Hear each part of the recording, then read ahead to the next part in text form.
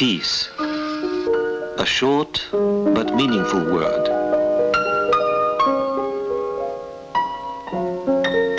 People know life and happiness are possible only in peacetime.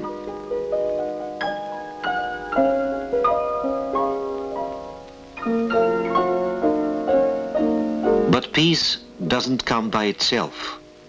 One must fight for peace. For peace on our planet.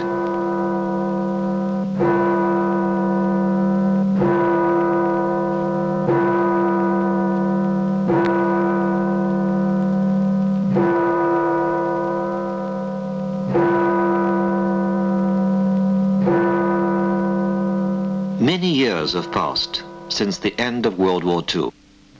A new generation has come. New towns have risen from ruins. But the memory of those who gave their lives for victory over fascism lives on.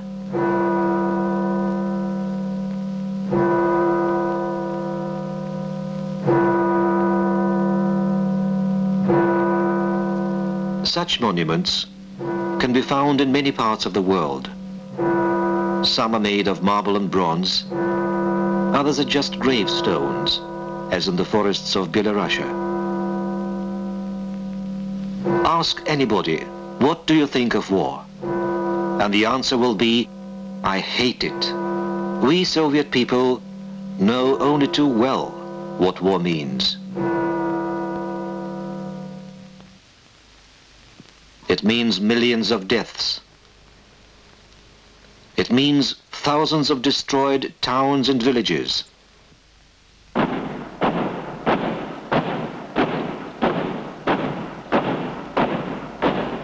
The outcome of World War II, the great patriotic war to us, is common knowledge. The fascist invaders were defeated by the Soviet army by the joint effort of all the Soviet people.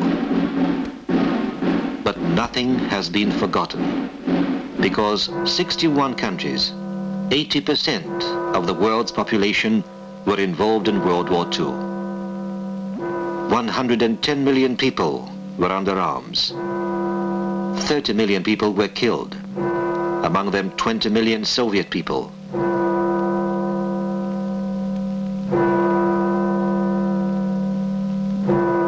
Statistics describe facts in terms of figures. But what figures can describe the grief of just one mother's heart?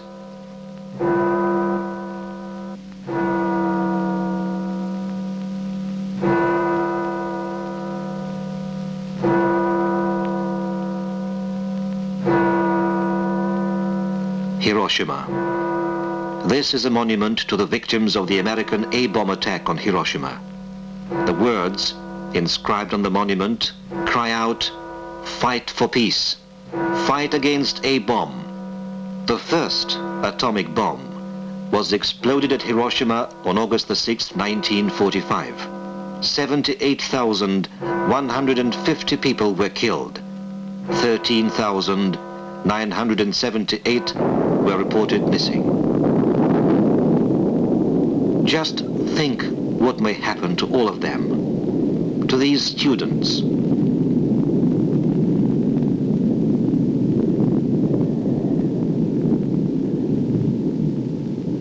To these schoolgirls.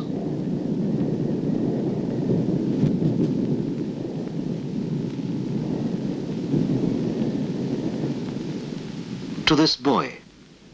To this young mother, if the imperialists unleash another world war. Mind you, today there are bombs of a much greater destructive power. No more Hiroshimas, say the people of the world. No to atomic disaster.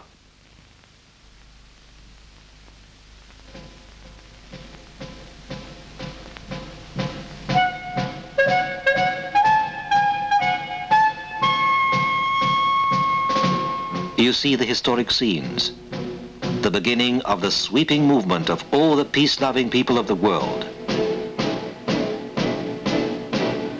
The Stockholm Appeal to ban atomic weapons. The Soviet Union and other socialist countries have taken an active part in this great movement. Millions of people, French workers,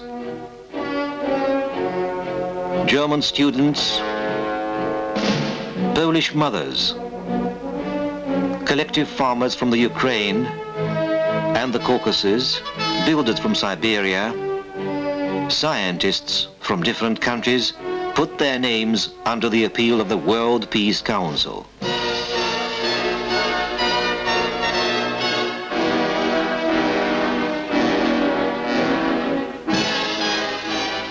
The struggle for peace and class struggle in capitalist countries are interlinked.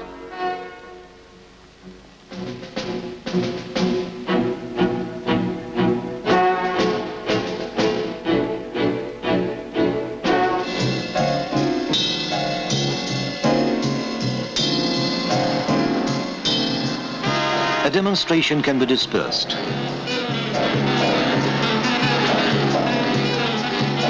A man can be knocked down.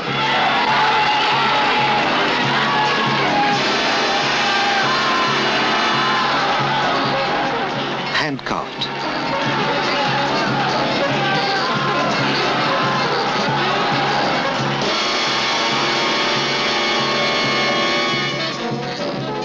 But there's no way to stop the irreversible process of the renovation of social life.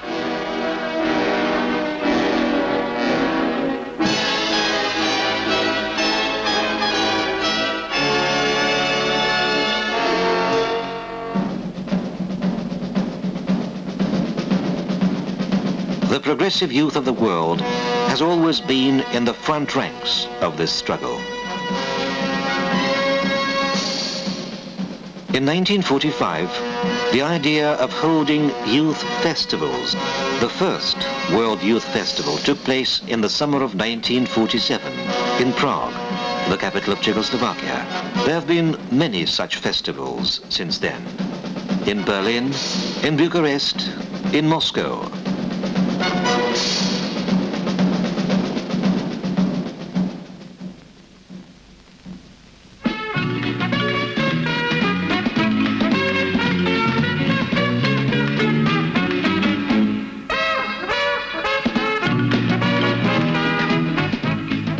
The youth of the planet.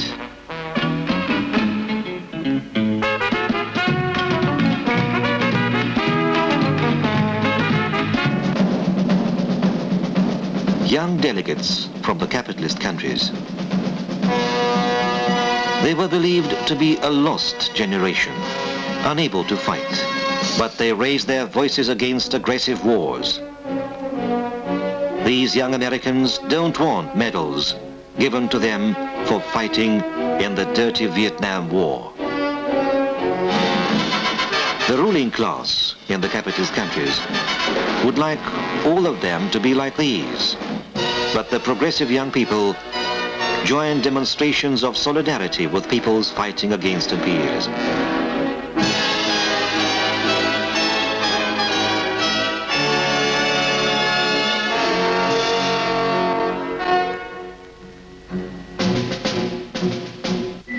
This is what weakness and indifference do to some of the young people. But strong and honest ones raise their voices against racism, for justice and equal rights.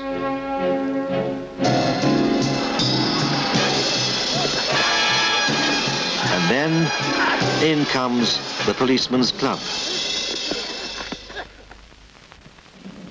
These progressive young people are looking to their future with hope. They want peace. They want a better world. They ask, why is it that in the age of space research, in the age of great scientific and technological progress, millions of people in some countries are doing hard manual work?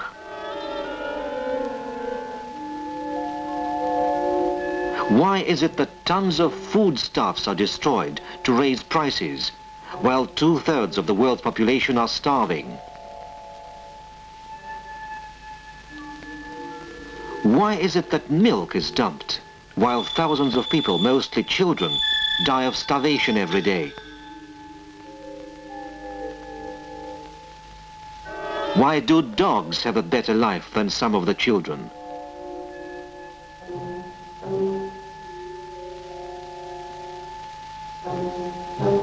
Why are living conditions so bad? Why are children unhappy? Maybe in the most developed capitalist countries, people are happier.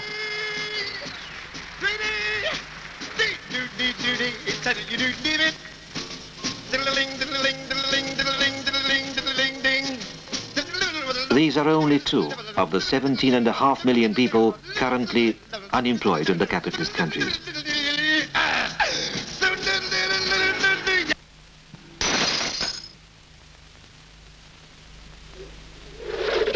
Some of them have to earn their living in this humiliating way. Injured bodies, injured souls.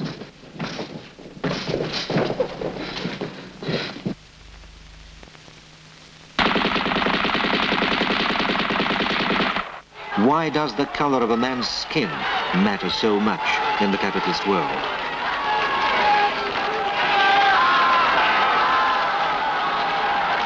Too many problems. Meanwhile, capitalist monopolies are busy making money. Due to the dominance of the military-industrial complex, many of them make fantastic profits out of the war industry. The forces of imperialism and aggression are at work. They are going on with a dangerous arms race. Since the end of World War II alone, thousands of millions of dollars have been spent on the arms race. That is approximately 1/2 of all material values ever produced by man. More than 30 different wars and armed conflicts have been unleashed by the imperialists since the end of World War II.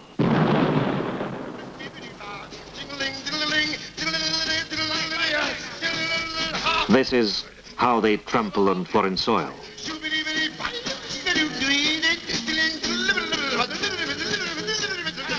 This is the kind of culture they bring to other peoples. This is the kind of democracy they impose.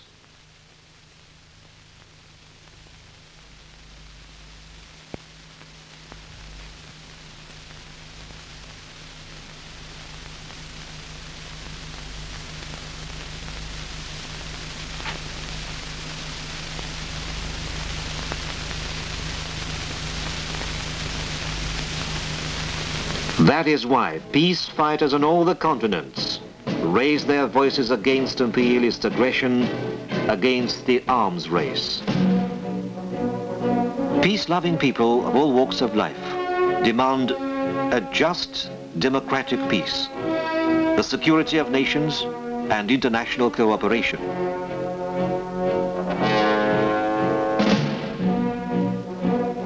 There are different ways to work for peace.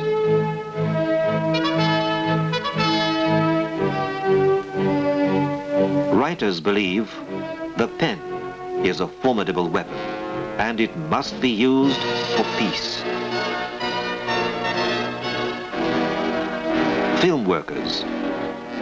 The traditional motto of all international film festivals held in Moscow is for humanism in the cinema art, for peace and friendship among nations.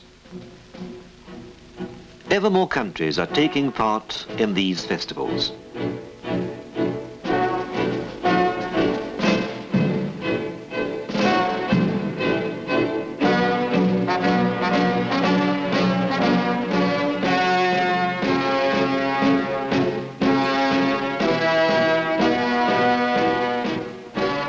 Since Lenin's first decree on peace, our country has been carrying on a peaceful international policy. Peace to the nations was one of the main slogans of the October Revolution. Today, too, the government and the Communist Party of the Soviet Union are tirelessly working to achieve relaxation. All the international forums of peace fighters enjoyed the Soviet Union's support.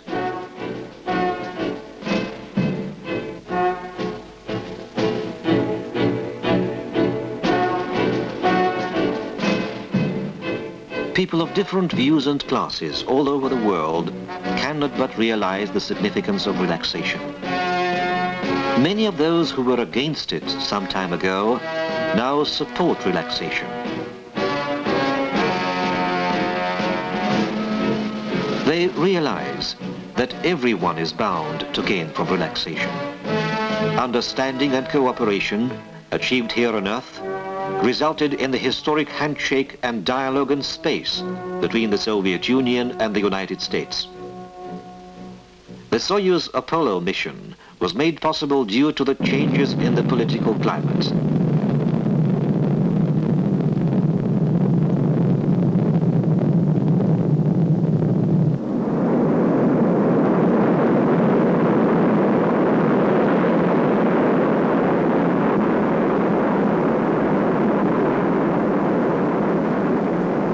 A great deal has been done for relaxation.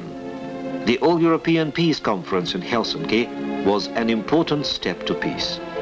Many important agreements have been reached on the strategic arms limitation, on the development of trade, scientific and technical cooperation. But a lot has still to be done.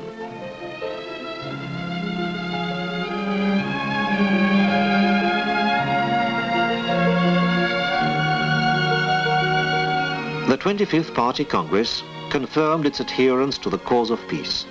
It advanced a new program of further struggle for peace and international cooperation in all spheres of life.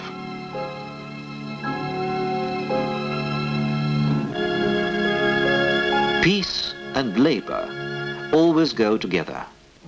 The working man was always a champion of peace. He is also the main driving force in the struggle for peace. Peace can and must be preserved. Modern science and technology may produce ever more formidable weapons. That is why strategic arms limitation and finally disarmament is very important. And we are confident that the peoples of the world are able to achieve that goal. Everybody needs peace.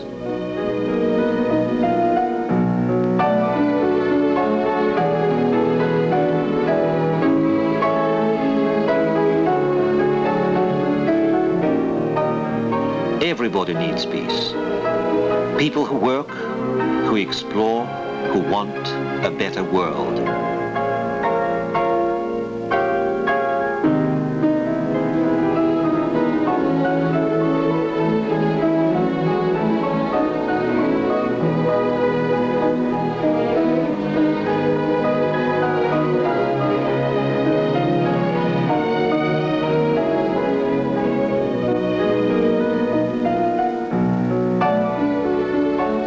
We all share one sky and one planet.